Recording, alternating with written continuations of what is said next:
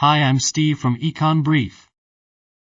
Inflation is a continuous rise in the general price level of goods and services in a country over a period of time. In other words, the same amount of money will buy fewer goods and services over time. To put it simply, inflation, loss of purchasing power of the currency. Currency loses its value over time. Goods and services become more expensive. Let's take a simple example. If a cup of coffee costs $1 today, and after a year, the price becomes $1.10, this means that there is a 10% inflation in the price of coffee. This means that the purchasing power of the dollar has decreased.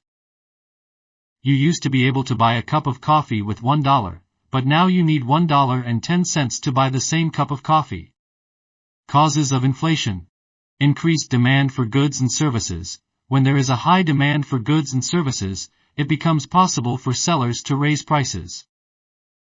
Increased production costs. When production costs rise, such as the cost of raw materials or labor, it becomes possible for sellers to raise prices.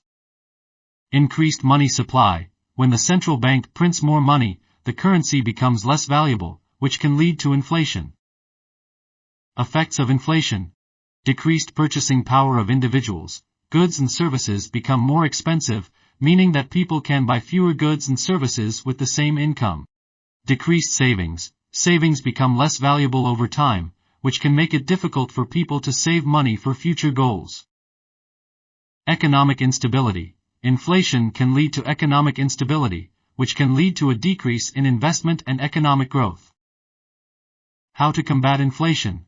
Monetary policy. The central bank can use monetary policy to combat inflation by raising interest rates, making it harder for people to borrow and spend money. Fiscal policy. The government can use fiscal policy to combat inflation by reducing government spending or increasing taxes.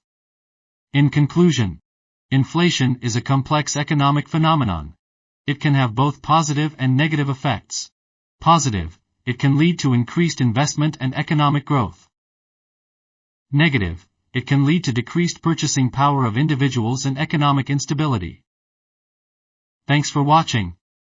Don't forget to like, subscribe, and hit the notification bell.